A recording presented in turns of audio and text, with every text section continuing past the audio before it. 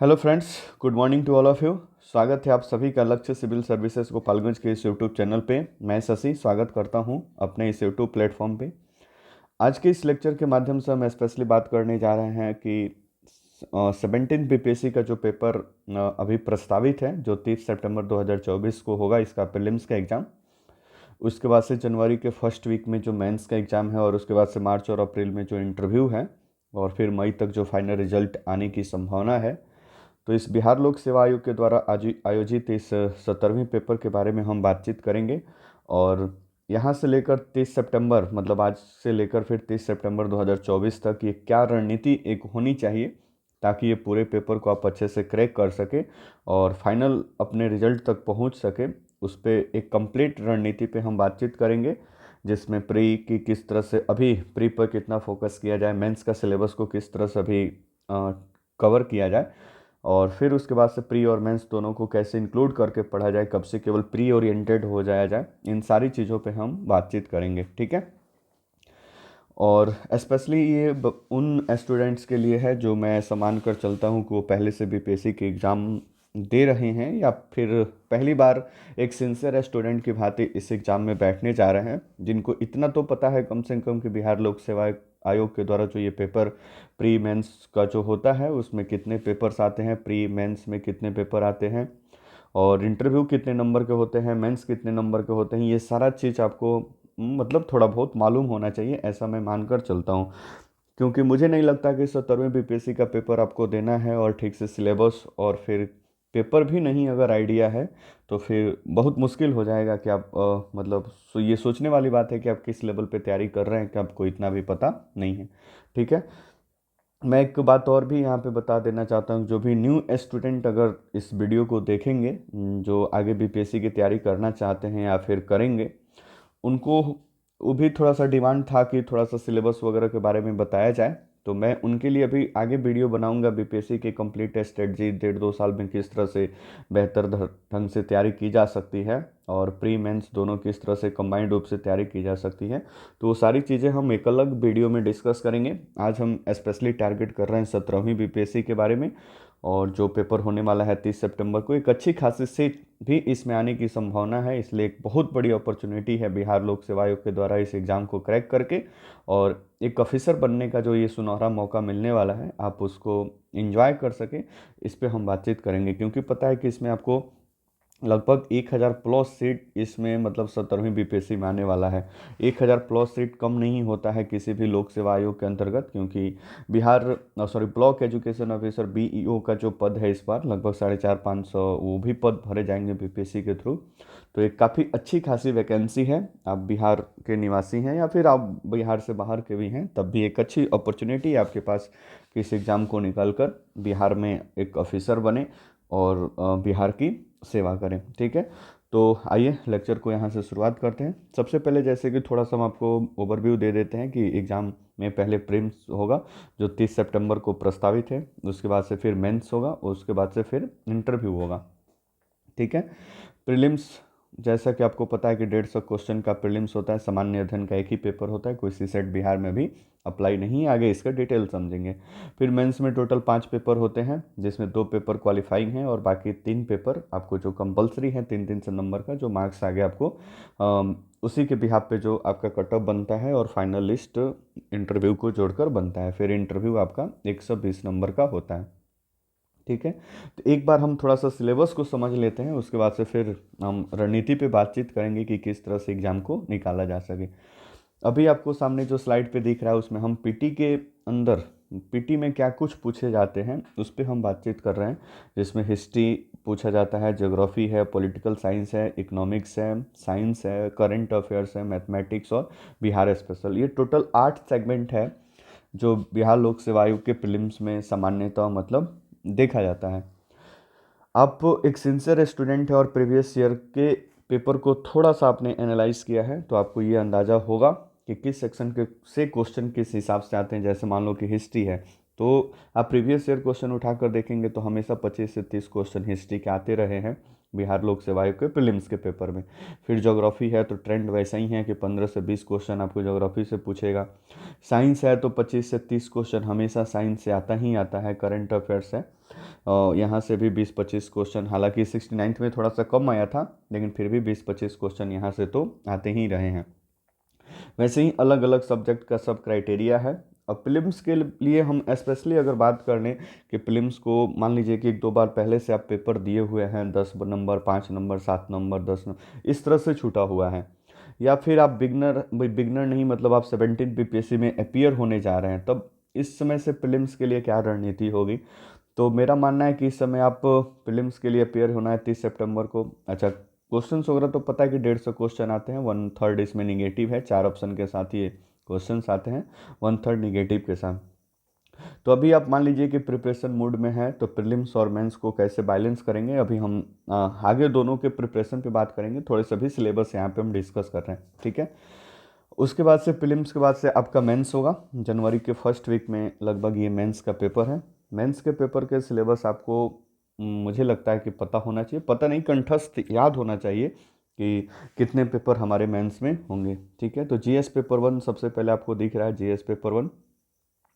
तो GS paper 1 300 number का होता है, फिर जीएस पेपर 2 है, वो भी 300 नंबर का है, फिर निबंध है आपका 300 नंबर का, फिर हिंदी जो है, और हिंदी ये 30% क्वालिफाइंग से, ये दोनों पेपर आपका क्वालिफाइंग नेचर का है, जिसको केवल पास कर जाना है, तो ये दोनों क्वालिफाइंग नेचर के हैं, ठीक है। ये तीनों पेपर 300 नंबर का, मतलब 900 नंबर का आपका जो ये मेंस का पेपर है, इसी के बिहाफ पे कटअप बनता है, और फिर आप इंटरव्यू के लिए सिलेक्ट होते हैं, और फाइनली आपको इंटरव्यू देने का मौका मिलता है, ठीक है। तो ये थोड़ा सा एक बेसिक सिलेबस है। अब यहाँ से तैयारी की रणनीति पे हम बात करें कि आप किस तरह से यहाँ से प्रिपरेशन करेंगे, उस पर अगर हम बातचीत करना चाहें तो थोड़ा सा आप ध्यान से अब यहाँ से देखेंगे, क्योंकि आगे अब यहाँ से स्ट्रेटजी हम डिस्कस करने जा रहे हैं कि अभी से प्रिपरेशन एग्ज़ाम का कैसे होगा, ठीक है। तो जैसे कि आपको पता है कि सिविल सर्विस के पेपर को सबसे पहली बात तो 2 काम आपको होना चाहिए, एक तो सिलेबस आपको पूरी तरह से कंठस्थ पता होना चाहिए, और दूसरा कि पीवाईक्यू आपके पास मतलब उपलब्ध होना चाहिए। अब पीवाईक्यू की बात करें तो इसमें आपका प्रीलिम्स का भी पीवाईक्यू, प्रीवियस ईयर क्वेश्चन, और उसके बाद से मेंस का भी पीवाईक्यू आपके पास उपलब्ध होना चाहिए। अगर आप थोड़ा सा भी बीपीएससी को सीरियसली लेते हैं और ऑफिसर बनने की चाहत रखते हैं, तो कम से कम ये वाला तो ज़रूर मतलब आपके पास होना चाहिए। प्रीवियस ईयर क्वेश्चन ये आपके लिए मतलब समझ लीजिए कि ये मुख्य मतलब एक ज़रूरत की चीज़ है। मान लीजिए आप प्रिपरेशन कर रहे हैं, आपको पता ही नहीं है कि जिस एग्ज़ाम की आप परीक्षा देने जा रहे हैं, उस एग्ज़ाम में क्वेश्चन किस प्रकार से आते हैं, किस लेवल के क्वेश्चन आते हैं, तो फिर ये बहुत मुश्किल है। तो सबसे पहले मेरा सजेशन यही होगा कि आप पहले प्रीवियस ईयर क्वेश्चन अगर अभी तक नहीं है आपके पास, तो प्रीलिम्स के लिए और फिर मेंस के लिए पहले प्रीवियस ईयर क्वेश्चन की व्यवस्था करें,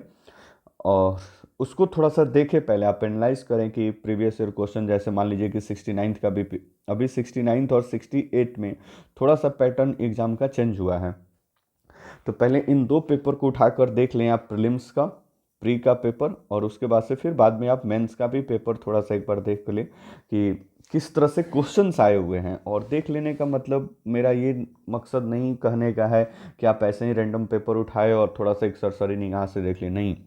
आपको उसको देखकर पूरी तरह से एनालाइज करना पड़ेगा कि क्वेश्चन का जो डेप्थनेस है, हिस्ट्री क्वेश्चन है तो किस डेप्थ तक जाकर क्वेश्चन पूछ रहा है, किस किस सेगमेंट से क्वेश्चन पूछ रहा है, कौन कौन से ऐसे एरिया हैं, जैसे आप मान लो कि हिस्ट्री का ही बात करते हो, तो हिस्ट्री में भी आपको पता है कि बिहार लोक सेवा आयोग में मॉडर्न हिस्ट्री से ज़्यादातर क्वेश्चन आते हैं। और मॉडर्न हिस्ट्री के भी उसमें आप एनालाइज करेंगे तो पता चलेगा कि इंडियन नेशनल मूवमेंट वाला जो पार्ट है 1885 और उसके बाद से कांग्रेस की स्थापना के बाद से, तो वहाँ से क्वेश्चंस का रेंज थोड़ा सा क्या है, ज़्यादा है। तो इस तरह से आप 2 4 5 साल का प्रीवियस कम से कम 16th के बाद से भी पेपर को एनालाइज करेंगे, तो आपको ये अंदाज़ा मिल जाएगा कि क्वेश्चन का भी क्या पैटर्न चल रहा है और प्रीलिम्स को किस तरह से पास किया जा सकता है। तो थोड़ा सा ये आपको प्रीवियस ईयर क्वेश्चन से मिल जाएगा। फिर रहा बात मेंस के क्वेश्चन प्रीवियस ईयर, तो मेंस का भी प्रीवियस ईयर क्वेश्चन आप लें, और क्वेश्चंस को देखने की थोड़ा सा ये करें, उसको देखें समझें कि किस डायमेंशन से क्वेश्चन पूछे गए हैं, किस तरह से क्वेश्चन पूछे गए हैं, तब उसको फिर से आप एनालाइज करने के बाद से फिर अपने प्रिपरेशन को मतलब उस हिसाब से आगे बढ़ाएं, ठीक है। तो एक तो सबसे पहले सिलेबस, और सिलेबस के साथ साथ पीवाईक्यू या प्रीवियस ईयर क्वेश्चन आपके साथ हमेशा हमेशा साथ रहना चाहिए, ठीक है। नेक्स्ट कुछ और बातें करते हैं कि अब इसके आगे मान लीजिए कि सिलेबस और प्रीवियस ईयर क्वेश्चन आपके पास है, और आपने पढ़ाई अपना बहुत बेहतरीन तरीके से आप कर रहे हैं, तो फिर आगे अब क्या नेक्स्ट स्टेप में क्या होना चाहिए, ठीक है। तो अब मान लीजिए कि अभी से 30 सितंबर को पेपर है, 30 सितंबर को अभी हम जो वीडियो ये रिकॉर्ड कर रहे हैं लगभग 25 मार्च समझ लीजिए, 25 मार्च के आसपास है। मान लीजिए कि अप्रैल से आप अपना शेड्यूल बनाते हैं, अप्रैल, फिर मई आपके पास है, फिर जून आपके पास है, जुलाई आपके पास है, अगस्त आपके पास है, लगभग सितंबर। तो अभी भी आपके पास 6 मंथ का पूरा समय बचा हुआ है। 6 मंथ कम नहीं होता है। आप थोड़ा सा भी बेसिक पे आपका ठीक ठाक पकड़ है तो 6 माह आपका सफिशियंट है इस एग्ज़ाम के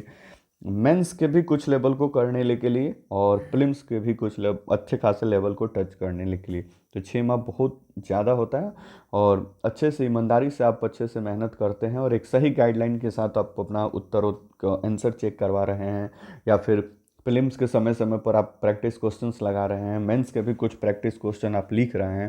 तो आपके लिए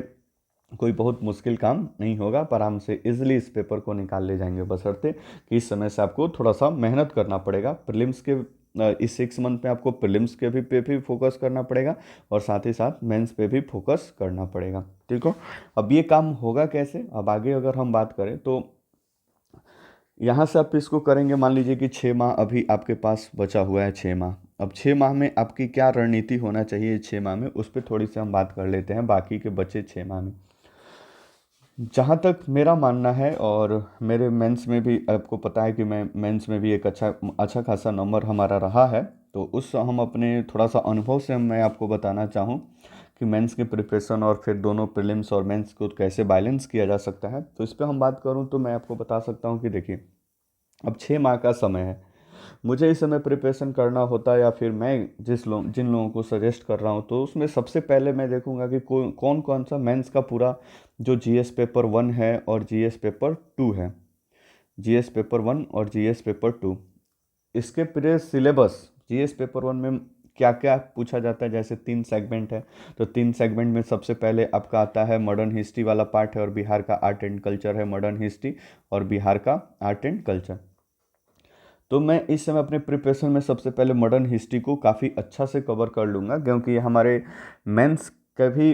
लगभग 114 नंबर के यहाँ से क्वेश्चन बन जाएंगे, तो 114 नंबर हमारा मेंस का भी क्लियर हो जाएगा और साथ ही साथ प्रीलिम्स के लिए भी जो 25-20 का क्वेश्चन मॉडर्न हिस्ट्री से पूछे जाते हैं वो हमारा क्लियर हो जाएगा, ठीक है। और मॉडर्न हिस्ट्री को पढ़ते समय इस बात को ध्यान में रखना है कि प्रीवियस लगभग 5 साल में जितने मॉडर्न हिस्ट्री से क्वेश्चन पूछे हुए हैं या इस वाले जीएस पेपर 1 के पार्ट 1 सेगमेंट से जितने सारे क्वेश्चन पूछे हुए हैं, इंक्लूडिंग 69th बीपीएससी और 68 बीपीएससी, उन सारे प्रीवियस ईयर क्वेश्चंस को आप मॉडर्न हिस्ट्री पढ़ते समय आपसे पूरी तरह से उसको लिख लिख कर प्रैक्टिस कर लेना, मतलब काफ़ी इंपॉर्टेंट होता है। मैं आपको बता दूं कि मॉडर्न हिस्ट्री पूरी तरह से उसके प्रिडिक्ट किया जा सकता है और एक क्वेश्चन का लिस्ट है लगभग 40-45 क्वेश्चन, आप उसको और उस डायमेंशन को कर लेते हैं तो ये वाला सेगमेंट आराम से आपको पूरी तरह से तैयार हो जाता है, ठीक है। उसके बाद से इसके पार्ट 2 में है आपका करंट अफेयर्स। अब ये करंट अफेयर्स आपको इसमें कुछ नेशनल और भारत के आसपास थोड़ा सा इंटरनेशनल कुछ ऑर्गेनाइजेशंस वगैरह से भी क्वेश्चंस आए हुए हैं। तो करंट अफेयर्स के लिए मैंने जो अपना तैयारी किया था वो विजन आईएएस का जो मैगजीन है मंथली जो आता है विजन आईएएस का, उस मैगजीन को आप मंथली मैगजीन को पढ़ सकते हैं और उसमें काफ़ी बेहतरीन तरीके से सारी चीज़ें सजा कर दी हुई होती हैं और एक घटना के एक अच्छा खासा विश्लेषण के साथ एक क्वेश्चन आंसर फॉर्मेट में वो सारा चीज़ें रहती हैं। तो आप ये मंथली फॉलो कर रहे हैं, मान लीजिए जनवरी फरवरी से आप कर लेते हैं या दिसंबर से कर लेते हैं, मंथली फॉलो करते हैं और डेली बेसिस पे उसको पढ़ते हैं, रिवीजन करते हैं, पढ़ते हैं, रिवीजन करते हैं और थोड़ा सा बेसिक आपका स्ट्रांग है, मतलब थोड़ा सा बेसिक पे आपको पकड़ है कि इंटरनेशनल रिलेशन कैसे डील होते हैं, इंटरनेशनल संगठन, इस पे आप या तो खुद समझें या फिर किसी की हेल्प से उसको समझना चाहें तो उसको समझें।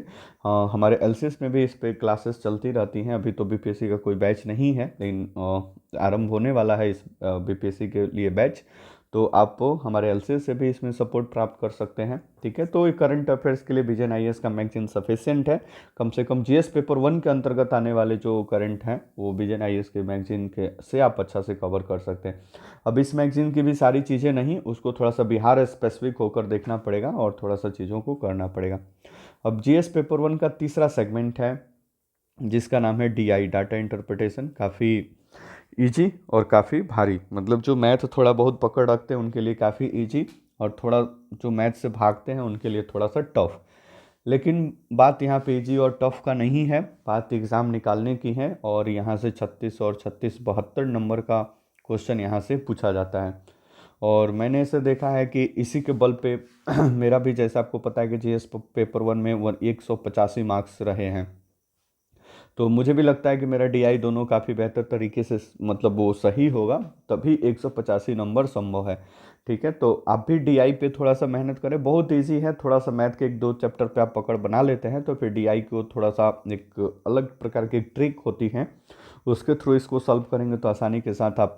मतलब 180 प्लस, यहाँ तक मैंने देखा है अपने कुछ दोस्तों को 200 प्लस भी इसमें मार्क्स आए हैं, जिनके मतलब वो काफ़ी बेहतरीन इसमें परफॉर्मेंस किया जा सकता है। तो डीआई को आप कम से कम सप्ताह में एक भी डीआई बनाकर उस क्वेश्चंस को आप प्रैक्टिस करते हैं तो फिर एग्ज़ाम के समय तक काफ़ी अच्छे खासे आप इसमें मतलब हो जाएंगे। नेक्स्ट, अब जीएस पेपर 2 की बात करें। अब जीएस पेपर 2 की अगर बात करें तो सबसे पहला सेगमेंट है पॉलिटी। तो पॉलिटी है, तो पॉलिटी में आपको पता है कि प्रीलिम्स में भी पॉलिटी 114 नंबर का पूछा जाएगा। प्रीलिम्स में भी क्वेश्चन लगभग 10 से 15 क्वेश्चन पॉलिटी का है। तो मैं साथ साथ अब इसको भी कर लूँगा, पॉलिटी वाले सेगमेंट को भी अपने मेंस, जब भी पॉलिटी का मतलब वो सेगमेंट कवर करूँगा तो इसके मेंस वाले पार्ट को भी और प्रीलिम्स वाले पार्ट को भी। प्रीलिम्स का पार्ट प्रीवियस ईयर पीवाईक्यू का आप कर लीजिए, और मेंस वाला में भी 5 साल पीवाईक्यू जो क्वेश्चंस आए हुए हैं थोड़ा सा करंट बेस है उनको छोड़कर, बाकी जो थ्योरेटिकल क्वेश्चन जैसे संघीय स्ट्रक्चर पे क्वेश्चन पूछा हुआ है, 1-2 बार राष्ट्रपति और प्राइम मिनिस्टर के रिलेशन पे, राज्यपाल की शक्ति, इस प्रकार से जो क्वेश्चन आया हुआ है उन क्वेश्चन को आप आसानी से लिख लिख कर प्रैक्टिस कर करके, प्रियम्बल पे क्वेश्चन, फंडामेंटल राइट पे क्वेश्चन। मेरा कहने का मकसद ये है कि आप प्रीलिम्स और मेंस दोनों को साथ में रखकर आप तैयारी करेंगे, तभी आप इस एग्ज़ाम को फाइनल तरीके से पास कर सकते हैं। आप केवल फैक्ट रट के और फैक्ट अपने नोटबुक में लिख कर आप इस तरह से तैयारी करेंगे, मेंस का कभी क्वेश्चन प्रैक्टिस नहीं करेंगे तो बहुत मुश्किल है। ठीक है, आप गोपालगंज और एलसीएस के आसपास हैं तो आप अपने क्वेश्चन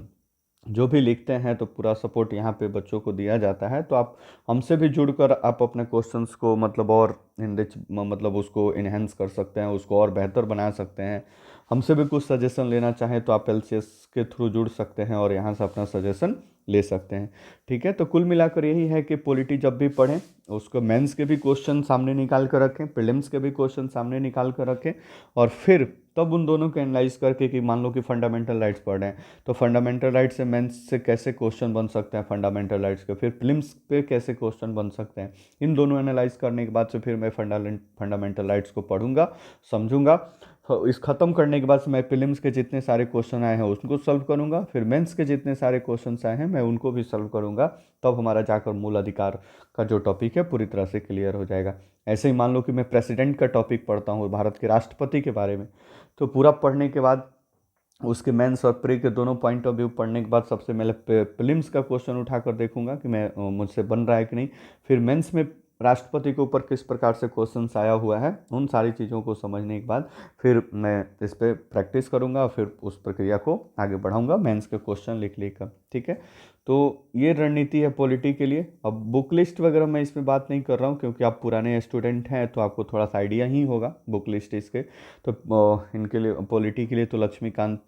काफ़ी चर्चित किताब है, तो लक्ष्मीकांत आप भी फॉलो कर सकते हैं, और कुछ क्लास नोट्स वगैरह भी आप होगा तो उसको भी आप फॉलो कर सकते हैं। नेक्स्ट जीएस पेपर 2 के अंतर्गत है आपका जीएस पेपर 2 का पार्ट 2 बात करें। पार्ट 2, तो पार्ट 2 में आप जाएंगे तो 114 नंबर के अंतर्गत, 114 नंबर के अंतर्गत आपको आता है अब यहाँ पे इकोनॉमिक्स और फिर प्लस ज्योग्राफी, ये दोनों है इसमें, इकोनॉमिक्स प्लस ज्योग्राफी। इकोनॉमिक्स और प्लस ज्योग्राफी का एक मतलब कि वैसे पार्ट जो इकोनॉमिक्स और ज्योग्राफी दोनों को ओवरलैप करते हैं, वहाँ से क्वेश्चन जैसे एग्रीकल्चर हो गया, जैसे इस बार इंडियन मानसून के ऊपर एक क्वेश्चन बन गया था। ठीक है, हिमालय के उत्थान और हिमालय के विस्तार और हिमालय के फॉर्मेशन के ऊपर एक बार क्वेश्चन आया हुआ है इसके अंतर्गत। तो प्रीवियस ईयर क्वेश्चन आप जब देखेंगे पीवाईक्यू तो इसके डायमेंशंस भी आपको पता चल जाएंगे। तो यहाँ पे इकोनॉमिक्स और फिर ज्योग्राफी आपको पता है कि ये प्री में भी है और मेंस में भी है। ठीक है, इकोनॉमिक्स वाला जितना सेगमेंट है ये तो आपको सामान्यतः बेसिक को पढ़ लेना है और बेसिक के बाद से जितने सारे करंट अभी जो बताए विजन वाला करंट आप पढ़ेंगे तो इकोनॉमिक्स वहीं से ये भी अपडेट होते जाएगा, ठीक है। और फिर ज्योग्राफी, तो मान लीजिए आप इकोनॉमिक्स पढ़ रहे हैं तो इकोनॉमिक्स का जो भी रिसोर्सेस आपने व्यवस्था कर लिया, कहीं आप खुद समझ पा रहे हैं तो ठीक, नहीं तो किसी के थ्रू समझ रहे हैं, कोचिंग ऑनलाइन जैसे भी हो, एलसीएस के प्लेटफॉर्म से जुड़े हुए हैं, तो अलग अलग माध्यम से आप जैसे भी पढ़ें, इकोनॉमिक्स पढ़ने के बाद से आप प्री और मेंस दोनों के क्वेश्चंस जरूर लगाएं और मेंस का क्वेश्चन लिख लिख कर जरूर प्रैक्टिस करें आप, क्योंकि आपका अंतिम रिजल्ट लाने के लिए मेंस जितना बेहतरीन तरीके से आप प्रैक्टिस किए रहेंगे वही आपका अंततः फायदेमंद होगा और वही आपको अंतिम परिणाम तक पहुंचा सकता है, ठीक है। तो इस बात को जरूर ध्यान में रखना है कि जो भी सब्जेक्ट पढ़ें, पॉलिटी हिस्ट्री जो भी पढ़ें, उसको प्री और मेंस दोनों के हिसाब से पढ़ें। और PYQ जो है वो तो हमेशा अपने सोते जगते अपने साथ रखें, प्रीलिम्स का भी और मेंस का भी, क्योंकि वही एक सबसे महत्वपूर्ण आईना है जो आपको समय समय पर दिखाते रहेगा कि आप अभी आप कहाँ हैं, ठीक है। तो इस बात को जरूर दिमाग में रखें। नेक्स्ट GS पेपर 2 का थर्ड सेगमेंट अगर बात करें तो थर्ड सेगमेंट जो 72 नंबर का आता है वो आपका साइंस एंड टेक्नोलॉजी है। तो यहाँ से तो साइंस एंड टेक है, तो साइंस एंड टेक के लिए तो पहले तो आपको बेसिक पहले पता होना चाहिए, तभी आप करंट की चीज़ों को समझ पाएंगे।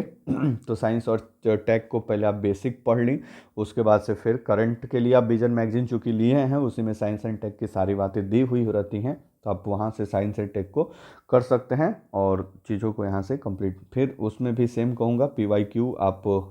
करना ना भूलें और प्रीवियस ईयर क्वेश्चन के हिसाब से देखते हुए इसको पढ़ाई करें। GS पेपर 1 और GS पेपर 2 के लिए हमसे आप सजेशन मानेंगे कि कोई एक किताब इसके लिए बता दिया जाए, तो हमको अभी भी लगता है कि मेरा भी जो प्रिपरेशन GS पेपर 1 और GS पेपर 2 का मैंने किया था, तो दृष्टि IAS का जो एक बुक है BPSC के लिए जो स्पेशल निकला हुआ है, दृष्टि IAS का बुक, उसको आप फॉलो कर सकते हैं और उसमें GS पेपर 1 2 मतलब सभी सेगमेंट उसमें दिया हुआ है आपका। GS पेपर 1 का तीनों सेगमेंट, GS पेपर 2 का तीनों सेगमेंट, तो वहाँ से एक सिंगल बुक में अगर थोड़ा सा भी नोट्स वगैरह आपका प्रिपेयर हो गया है तो आप सिंगल बुक से बहुत सारी चीज़ें कर सकते हैं, वहाँ से काफ़ी बेहतरीन तरीके से ये बुक लिखी गई है, ठीक है। तो ये हो गया GS पेपर 1 और 2 के बारे में एक बेसिक रणनीति। ऐसे के लिए अगर बात करें कि जो निबंध का पेपर है निबंध का पेपर आप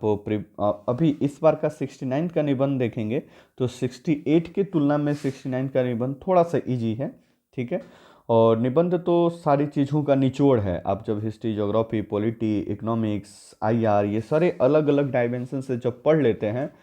और थोड़ा सा अपने बिहार को समझ लेते हैं और देश को समझ लेते हैं, तब जाकर निबंध की लिखने की प्रक्रिया। मैंने देखा है कि बहुत बच्चे ऐसे गलती करते हैं कि सबसे पहले निबंध से ही चालू करते हैं, BPSC में भी टॉपिक जुड़ा नहीं तब तक निबंध का बैच ले लिए। ऐसा कोई बात नहीं है, आप निबंध की तैयारी तो अब मतलब एक सारगर्भिता का ये पूरी तरह से डिमांड करती है, तो पहले सभी सब्जेक्ट को अच्छा से कर लें, उसके बाद से निबंध की तैयारी के लिए भी कुछ बेसिक फीचर्स होते हैं, मैं एक वीडियो रिकमेंड करूंगा और हमारे टेलीग्राम के थ्रू उसको प्रोवाइड कराऊंगा। लक्ष्य सिविल सर्विसेज गोपालगंज का जो टेलीग्राम चैनल है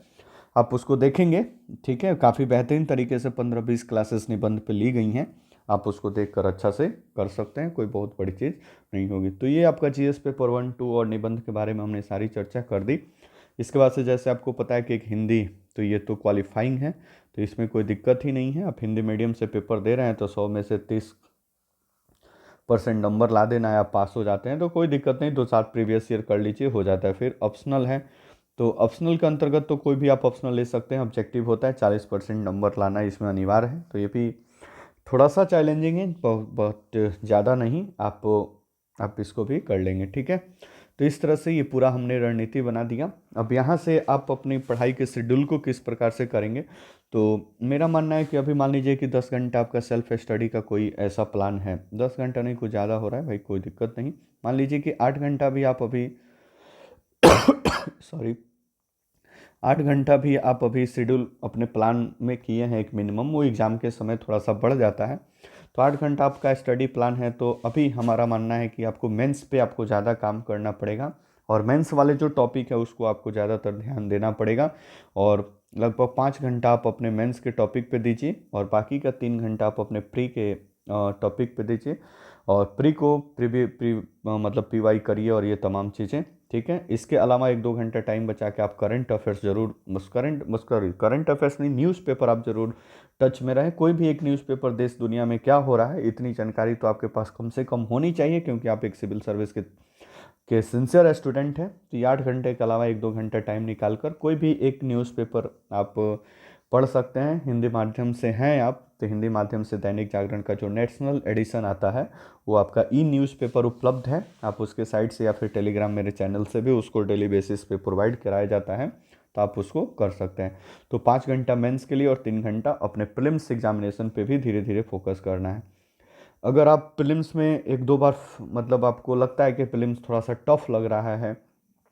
तो अब यहाँ पे थोड़ा सा अभी आपको इस पे कंटिन्यू करना चाहिए, और लास्ट के 2 महीना जो अगस्त और सितंबर होगा, या फिर आपको लगता है कि और थोड़ा सा हमको प्रीलिम्स के लिए एक्स्ट्रा समय चाहिए, तो आप जुलाई, हाफ जुलाई भी, आप 15 जुलाई भी इसमें ऐड कर सकते हैं। 2 से ढाई महीना समय अपने पूरी तरह से प्रीलिम्स पे लीजिए, और बिहार लेवल पे होने वाले हर एक मतलब जो भी मॉक टेस्ट होते हैं उस मॉक टेस्ट को लगाइए। मॉक टेस्ट 20-25 मॉक टेस्ट उस समय लगाइए, और उसके बाद से फिर एग्ज़ाम में अपियर होइए, आराम से आपका मतलब वो क्लियर हो जाएगा, ठीक है। उसके बाद से मेंस पे फिर तो एग्ज़ाम के बाद वो तो चलते ही रहता है। कहने का मतलब अभी का जो आपका समय है वो काफ़ी क्रूशियल समय है, और इस समय आपको ज़्यादातर मेंस के सारे टॉपिक कम से कम एक बार आपके टच में आ जाने चाहिए। वही आपको आगे हेल्प करेगा प्रीलिम्स के एग्ज़ाम देने के बाद, और औरों से एक बेहतर स्थिति में आपको लाकर रखेगा। क्योंकि मेंस प्रीलिम्स के एग्जामिनेशंस के बाद और रिजल्ट के आने के बाद एक भागम भाग जैसा माहौल बन जाता है, नोट्स बनाने के उस समय बहुत कम टाइम मिलता है। तो इसलिए अगर सारी चीज़ें आपको पहले से ही वेल प्रिपेयर्ड हैं तो फिर उसमें कोई दिक्कत परेशानी नहीं होगी, और आप आराम से आप मान लीजिए सारे नोट्स बने हुए हैं, तो आप कोई भी एक मॉक टेस्ट ज्वाइन करके फिर मेंस का तो बहुत सारा आंसर लिख कर खुद प्रैक्टिस करके और फिर प्रक्रिया में आगे आप मेंस में शामिल हो सकते हैं, ठीक है। तो अभी अपना भरपूर समय 5 घंटा 6 घंटा जितना भी आपको मिल रहा है पूरी तरह से मेंस के टॉपिक को रखिए, मेंस के टॉपिक को अच्छा से पढ़िए, समझिए, आंसर लिखने का जरूर प्रयास करिए, क्योंकि ये बिहार लोक सेवा आयोग या कोई भी सिविल सर्विस का पेपर आपको अंतिम रूप से चयन करने के लिए, अंतिम रूप से आप अंतिम सिलेक्शन के लिए कहीं ना कहीं मेंस का ही एक बहुत बड़ा रोल है। 900 नंबर का मेंस है, जितना बेहतरीन परफॉर्मेंस होगा, इंटरव्यू थोड़ा बहुत गड़बड़ भी जाता है तब भी आप फाइनल रिजल्ट से नहीं आपको रोका जा सकता है, और आप फाइनल लिस्ट में शामिल हो जाते हैं, ठीक है। तो अभी से एक गांठ बांध लीजिए कि अगर आप बिहार लोक सेवा आयोग और बीपीएससी के सीएससी के पेपर देने वाले हैं, मतलब एक सिंसियर स्टूडेंट है, और आपको मतलब फाइनल लिस्ट में आना है, केवल ये दिखावा नहीं कि हमने प्रीलिम्स पास कर लिया है, और फाइनल लिस्ट में आना है, तो अभी से गांठ बांध लीजिए कि मेंस के लिए मतलब एक बेहतरीन तैयारी पहले जरूरी है। और मेंस के प्रिपरेशन होने के साथ साथ प्रीलिम्स का पीवाई क्यू भी हम करते जाएंगे, मेंस का भी पीवाई क्यू कर लेंगे, और फिर अच्छे तरीके से मेंस के सारे टॉपिक को पढ़ेंगे, समझेंगे।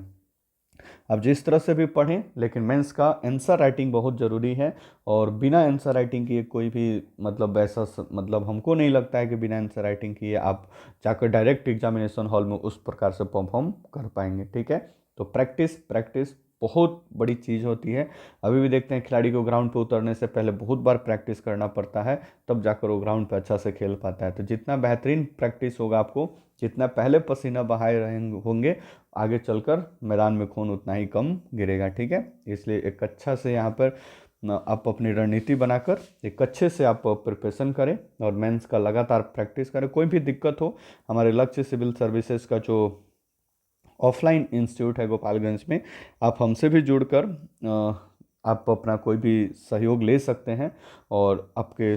मतलब अच्छा सा खासा मतलब सहयोग आपको किया जा सकता है, ठीक है। आप आंसर राइटिंग कर रहे हो, या फिर किसी टॉपिक को समझना हो, या फिर किस तरह से प्रिपरेशन अभी इस स्टेज में है, यहाँ से आगे बढ़ाना हो, कौन से सेगमेंट को किस तरह से करना, उसके लिए क्या प्रॉपर नोट्स होना चाहिए, तो ये सारी चीज़ें आपको जानकारी मिल सकती है। नोट्स वगैरह भी एलसीएस के थ्रू, क्योंकि मैंने इस एग्ज़ाम को काफ़ी अच्छे मार्क्स से पास किया है, और अभी मैं जब में भी हूँ बिहार लोक सेवा आयोग के द्वारा इस एग्ज़ाम को, तो मेरे पास नोट्स वगैरह सारी चीज़ें मतलब वेल मेंटेन है। तो आप कोई सपोर्ट लेना चाहें तो एलसीएस से जुड़ सकते हैं। कोई भी जानकारी लेना चाहें और कोई भी और बीपीएससी के बारे में जानकारी चाहें तो ठीक, कोई दिक्कत नहीं, आप इस नंबर पे कांटेक्ट भी कर सकते हैं, ठीक है, या फिर हमारे एलसीएस में आकर यहाँ पे ऑफलाइन ऑफिस में मुलाकात भी कर सकते हैं। कॉल करके ही आइएगा, क्योंकि मेरा भी ऑफिस रहता है अपने सर्विस के लिए, तो फिर कभी कभी मैं यहाँ पे रहता हूँ गोपालगंज में, तो आपको एक उचित सलाह दे सकता हूँ। जितना हमसे हो सकेगा वो सारा चीज़ आपको बता दिया जाएगा। ओके, और भी कोई दिक्कत परेशानी हो तो आप कमेंट में कोई भी सवाल हो आपका पूछ सकते हैं। वीडियो कुछ अच्छा लगा हो तो वीडियो को लाइक कर दें, शेयर करें, कमेंट करें और इसके बारे में अपना विचार दें। ओके, धन्यवाद, मिलते हैं किसी नेक्स्ट वीडियो।